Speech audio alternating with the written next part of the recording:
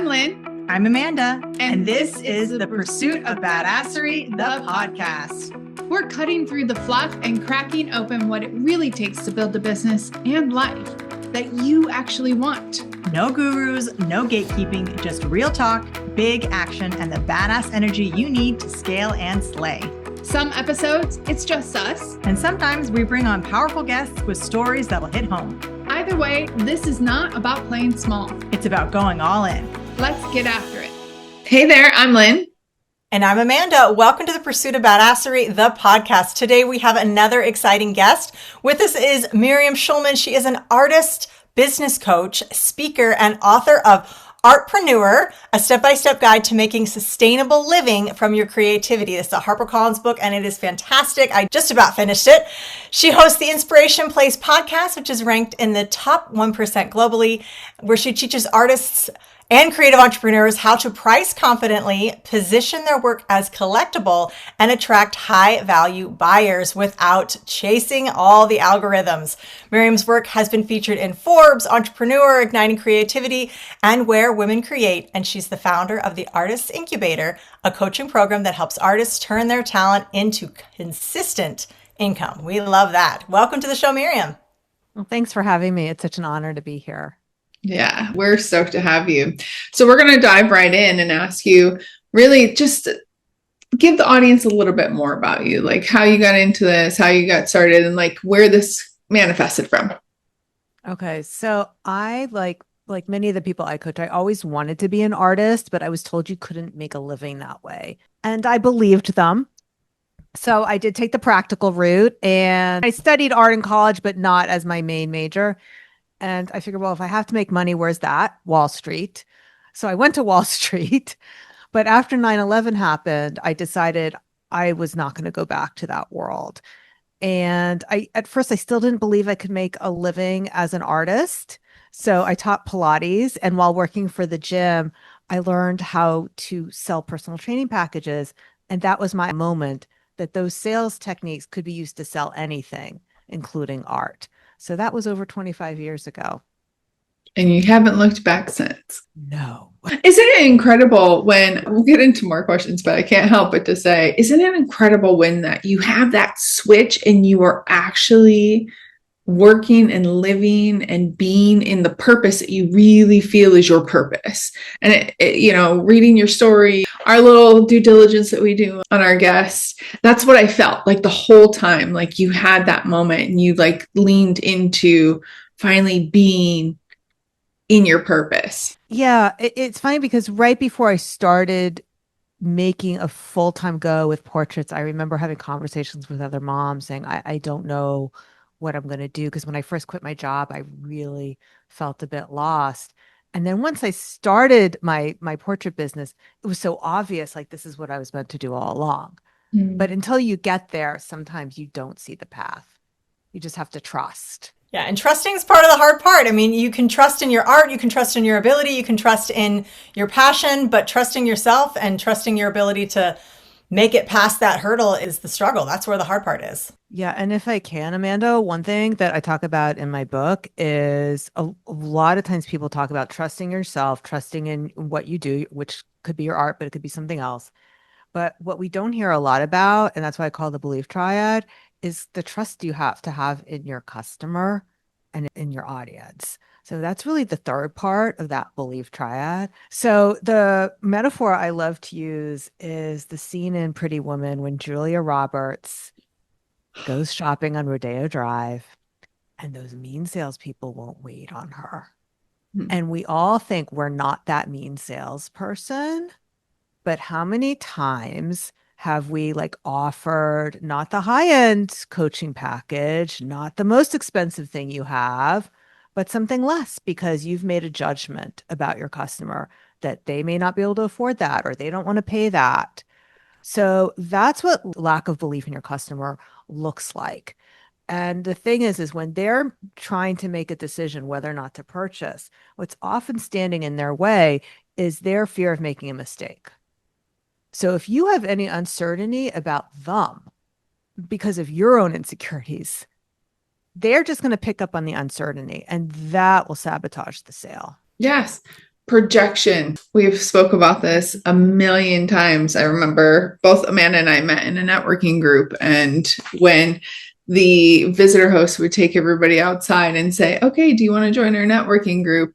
The majority of them would project, and like they would lose so much opportunity on the table because they're projecting. They believe in themselves, they believe in the product, like you said, but then they would project. And these people would be like, I feel snubbed, or I feel this, or I feel that. And I love that you talk about the belief triad. Yeah, definitely. Yeah, I feel like there's so many people who really second guess their pricing. They second guess themselves, or no one's going to pay that. Who's going to buy my art, or who's going to buy my coaching package, or whatever. And if you have that belief, if that's your mindset, then you're right. No one's going to buy it. If you don't think anybody's going to buy your stuff at the price that you're saying, then you're right. No one's going to buy it. And that mindset shift, you have to trust in yourself, and you're, like you said, trust in your customer. Yeah. And also understanding that what is standing in the way of your customer making a sale. So if I'm trying to decide whether to buy, it doesn't matter if it's a $10,000 artwork, if it's a $10,000 coaching package, if it's a whatever, $50,000 car, whatever it is that you're trying to decide, I'm not thinking, is Lynn Howard worth $10,000 for what Lynn's trying to sell to me? I'm not thinking, is, Miriam's painting worth $10,000? What I would be thinking as a customer, am I worth spending $10,000 on to get this thing that I want? That's what belief in the customer is like understanding that's usually the number one thing getting in the way of the sale is their belief in themselves. And when you're busy over here worrying about your own insecurities about yourself and trying to prove yourself and prove why your thing is so good, and they're over there worrying about themselves, that sabotages the sale too. The little subliminal red flags. Go ahead, Amanda. Obviously, for sure, all the subliminal red flags. What do you think are the most common mistakes people make when they're selling their art, their products and services? And I know you speak about it on your book, but I'd love to hear your thoughts on it. Yeah. So that's the number one thing, is worrying too much about yourself and not focusing on your customer. But it's also focusing on the transaction instead of the experience. So there's a number of ways that takes place. And usually the number one way people sabotage it is when they put the price up front. They start talking about the price right away. That should always be the last thing that you talk about in the sales conversation. And if you're focusing on the experience of the sale, the experience of what they're getting, it makes a big difference. And another way that people sabotage themselves in sales is they're focusing on the plane. Have you talked about this on this podcast? Instead of the destination. So that's kind of like, if I was trying to sell Lynn a trip to Hawaii and I was saying, well, there's 200 seats on the plane and there's 44 rows and there's 2 bathrooms, one in the front and one in the back. And instead of talking about how great Hawaii is, and we think, oh, we don't do that. Yes, you do. Yes, you do.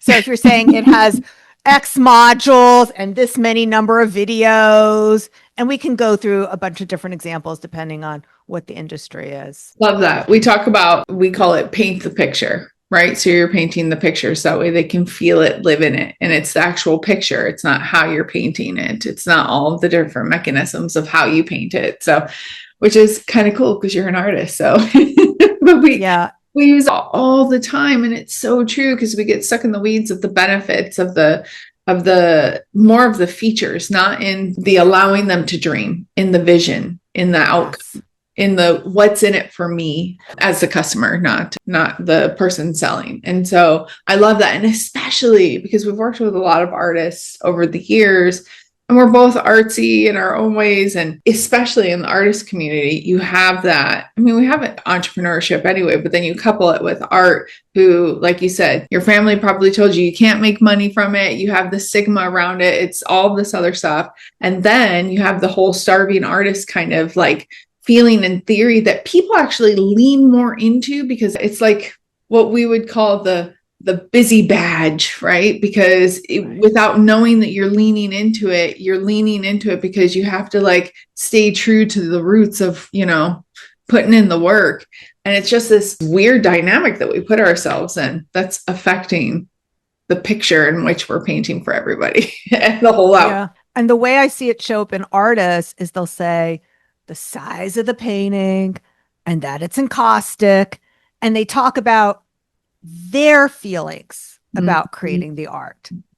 Oh, I just love to create it. It gives me so much joy. No, your customer does not care how much you like your job. It doesn't matter what your job is.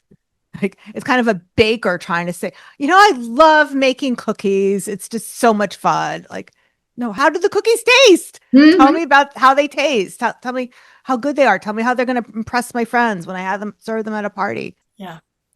But I think you're right, though. We get so caught up in selling the specific things about it. You're not selling the feeling, you're just selling the features. So it's like, this is the feature that it has. We speak about that a lot, about trying not to sell the features, but it's right. It has this many videos. I used this type of paint.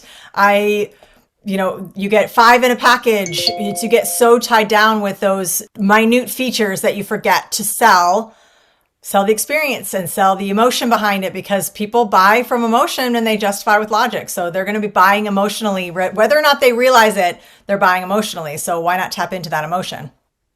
I also blame, what's his name? Simon Sinek with his book, The Why, because people think they need to focus on their why, which you do to motivate yourself, but not when it comes to selling.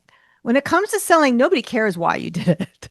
They care why they want it. And so that is like when you're focusing on, and creatives really screw this up the most because they're so focused on the what and the how, when they really need to focus on the who and the why, but the who and the why of their customer, not of themselves. Yeah, you speak a lot about the empathy and how that leads your customers to purchase. Can you speak a bit about that? Yeah. So that's when I talk about in the overcoming objections chart again, and we've kind of already covered this a little bit. You need to step into that empathy about what the customer's really thinking about is making a mistake. That's their biggest fear. They're worried about whether they deserve what it is they want to invest in. And are they going to make a mistake? Are they going to feel stupid? So inside my book, Artpreneur, I go through the common objections and then explain, this is what's really probably going through your customer's mind right now. And so instead of focusing on you think it might be, here's what you need to focus on instead. So that's all about really having that empathy for your customer. It's loving your buyer. It's belief in the buyer. So that all comes back to what we've been talking about from the start of this episode. Yeah, I love that. I would love for you to pull an example because, we can speak in theory, but can you give an example out of your book that you often use just so people can ground in that? In terms of stepping into empathy for the customer? Yeah, or through the process they use, yes. Okay, so if somebody is focused on, actually, let me give an example like outside of the art industry, because the hair color companies got this really well. Clairol and L'Oreal are major hair color competitors. And Clairol was like, oh, does she or doesn't she? That was their slogan for many years. And L'Oreal brilliantly came out with, I'm worth it. So they, instead of justifying a higher price by saying, well, it has this dye and this dye is more, maybe this material is more expensive, or they didn't talk about any of those feature things about their hair dye. They focused on, you should get this because you're worth it. And by the way, it's such a great tagline that we still repeat today, but it really gets to the heart of what we're talking about, of making your customer feel that they deserve what it is that you're selling. All I can think of is Nike. It's the just do it. It's a slightly different angle of it, but that has been their tagline forever because it works, and how they use it to paint the picture though. If they were to just throw that up there, it wouldn't make sense. But the material behind it, it would to some, but the material behind it evokes this emotion of like, anybody can do this. Anybody just have to take that step. And they're the best brands and they sell the most when you can do that. Because what Nike understands is they're not selling sneakers. No, they're not. They're selling motivation. Yes. What L'Oreal understood is that we're selling self-esteem. Yep. What Nike understood is we're selling motivation. Yeah, it's the Those picture. are feelings. Yeah. At the end, how is that client, that customer, what is the picture that they're living in? And it's evoking that feeling. When you can evoke feelings in that, you got them. I mean, you got them. And it's either a hard yes or a hard no, because they'll know that this isn't for me. Yeah. I'm glad you said that, because my overcoming objections chart, it's not about manipulating somebody. It's not about getting a yes at whatever it takes, but allowing the yes or no to be clean. That if they're saying no, it's for the right reason. It's making sure that if they're giving you a knee-jerk response of the price, that you've unpacked it. Is it really the price, or is there something else standing in the way? Yeah. Let's talk about pricing, because I think there is this stigma of the starving artist. You want to sort of get rid of that idea in your book. So I know you talk a little bit about charm pricing and the different prestige pricing. There's a lot of pricing that goes on. And I think that that's a sticking point for a lot of artists and business owners in general. What do you charge for your time and your energy and your efforts? Okay. So first of all, cheaper is not easier to sell. And I've had to learn that lesson the hard way too. When I was offering coaching packages, whenever I've tried to offer some splinter program that costs less, people don't want it. They want the biggest impact in their lives. So one example I like to use with my artists, because they have trouble wrapping their heads around that. They think, oh, the economy is not so good. I'm going to make this small art and that will sell because it's small and it's cheaper. No, it doesn't. It's much harder to sell. So the analogy I give to my artists, which will work for, any metaphor, if you had to furnish your home, your apartment, you had nothing in your apartment, what's the first purchase most people make? Bed, the couch. Yeah. A couch, right? Not an end table that's $400, but a couch that last time I checked on West Elm, it's $4,000. It can be $30,000. It's whatever, wherever you shop for couches. But people would much rather get a couch for $4,000 than an end table for $400. And the same thing's true for art. What are they going to put over the sofa? A little painting? No, they want something that's going to make a big impact. So that could be a $2,000 or a $3,000 painting they put over the sofa.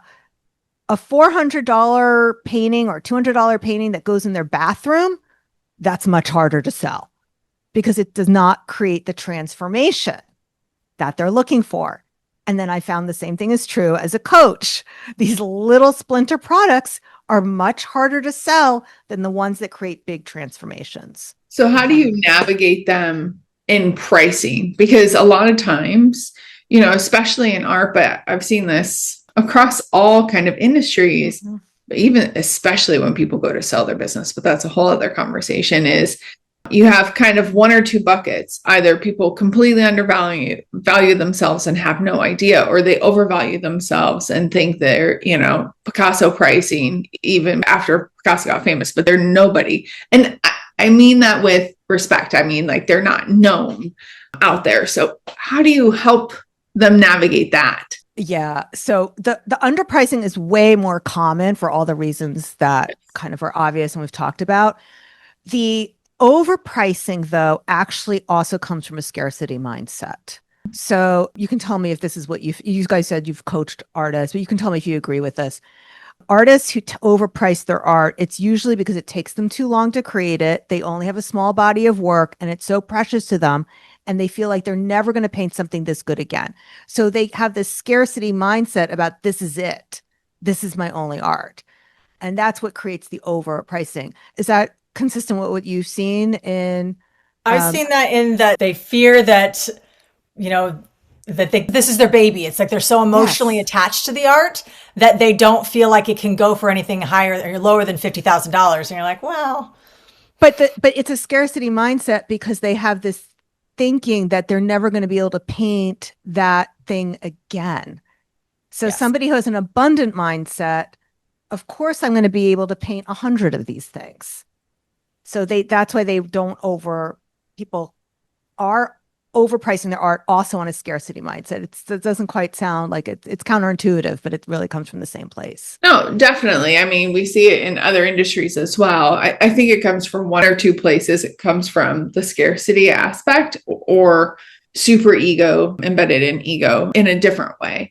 But definitely the scarcity mindset is, and I know you've talked about this, through your work, but the scarcity mindset is something that, I think it's unfortunately a bastardized phrase, and people kind of lightly talk about it, but it's kind of seeps into everything. And it masks itself depending on our own behavior and our own behavioral styles as well. It shows up different. I love that you said this, because we have this idea that it is only one way, but actually, no, it shows up in so many different ways, depending on the individual, depending on their upbringing, and kind of different, and so many different factors, and it will show up so differently. But that's kind of the root of, what's going on. And when we can address the root, we're able then to be able to release ourselves to be able to do what we need to do, moving forward. And it's also kind of like a hoarder's mentality. They haven't actually said to themselves, I don't really want to sell this.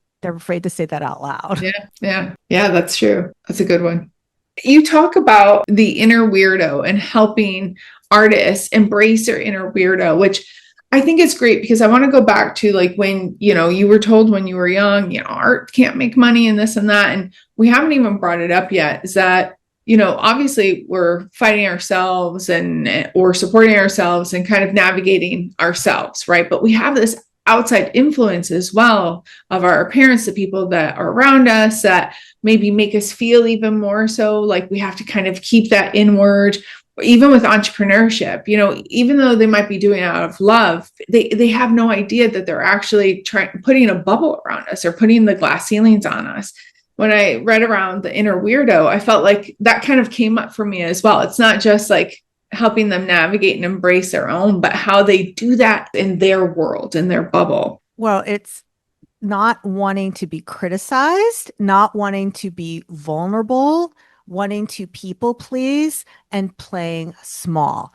So women in particular have been socialized not to take up space. Men take up a lot of room. Women, we're supposed to be small. We cross our legs. We're supposed to be skinny. We're supposed to not take up any space at all. And let's, not be loud while we're at it. So the thing is that if you are in business, any kind of business, playing small is not going to help you. Having small dreams is not going to help you. And the most successful people across any industry, and especially in politics, are the ones who are the most polarizing. So that means if you want to have those raving fans, you also have to let the haters in too. But if you're trying to please everybody, there's no money in the middle. 100%. There's no money in the middle. And, I think that's also embracing, really, truly embracing your beliefs and your values, rather than trying to kind of weed around and never actually be anybody and just kind of be a mild version of yourself, so that you don't offend anybody or you don't stick out in a way that you aren't comfortable with dealing with. But it is really hard. I mean, there's a lot on social media right now. And I know that, it's not all social media. Everything's not all social media. And it does make it easier to see the hate come directly into your inbox, into your DMs. And I think it's really hard to be authentically yourself if you aren't ready to have haters. Yeah. And I don't know about you, Lynn and Amanda, I'm sure you've noticed that nobody ever hates on you who's more successful than you are. Yes. There's so many quotes on that. Fun. I love that. I mean, people just decide that makes them more relevant if they can find what's wrong with you. It makes them feel better. I have to say this. I just watched my favorite news feed, Instagram. I just watched a reel, what was it, Golden Globes that just happened, and how people were making comments about like some of the women up there on stage, and they would make comments about how somebody's aged, and then they screenshot the person who actually made the comment, like the troll that made not troll as in the individual looks, but yeah, the phrase, you know what I mean? The hater. Yeah. And it's mind blowing. You're exactly right.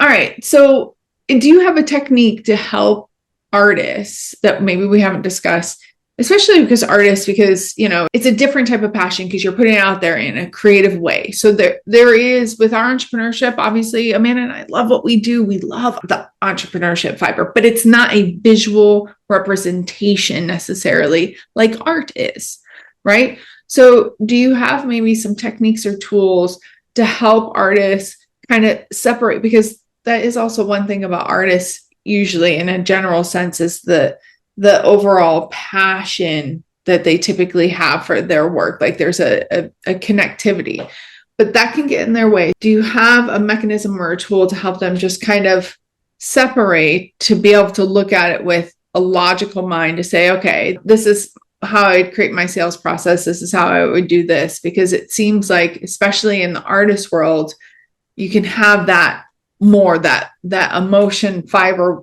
running through that keeps them more in their own bubble versus like being able to sell their product and put it out there. Yeah. So is the question about how to help artists give themselves permission to sell, because selling might feel icky? Is that what we're getting? Okay. So the way I like to talk about it is that it's sharing. So if you consider selling, sharing your art, sharing what you do, sharing why it matters, sharing how this helps people, that's what makes it easier for not just artists, but any entrepreneur to step into the world of marketing. If you understand that marketing and sales is really just sharing what it is that you're passionate about. And if you're already passionate about it, then it should be easier. It is. Well, it should be. It's not always, it's easier said than done a lot of times. I feel like I feel like I'm speaking to my sister. It's easier said than done, but it's there. Yeah. Well, there's a few things. There is the step-by-step strategy. So knowing what that is very helpful, but also understanding how our brains work. Because, Amanda, if you're giving your sister advice and that advice makes her uncomfortable, our brains have evolved for survival, not goal achievement. So anytime you give her advice that makes her feel uncomfortable, her brain is going to come up with all kinds of reasons. Notice I didn't say excuses, all kinds of reasons why it's a terrible idea and it won't work for her. And the more creative she is and the smarter she is, and I'm sure she's both, and this is also the listeners out there, the more creative you are and the smarter you are, the better you'll be at coming up with these stories about why it's a terrible idea and you shouldn't do it. And it doesn't sound like excuses. It sounds something like this. Well, that won't work for me because it sounds very legit and whatever. But really, it's just our fear-based brain's way of keeping us safe, because it can't tell the difference between leaving the cave and getting eaten by a tiger or sending out an email that you're afraid is going to bother somebody. I know. I've always been mad about my body not getting it together. There's no saber-toothed tigers, body. Get it together. It's not the same thing anymore. Alas. Well, are there any other things, any last nuggets that you want to leave the audience? Anything that we haven't covered that you really want to leave with our listeners? Okay. Well, I want to just share this for everybody who, is working on their goals and you think you're doing all the right things and you're still not having the success that you want. This is how I ended my book, Artpreneur, is just keep putting one foot in front of the other, not marching in place, but keep going. If you're going in the wrong direction, you'll find out soon and you can go someplace else.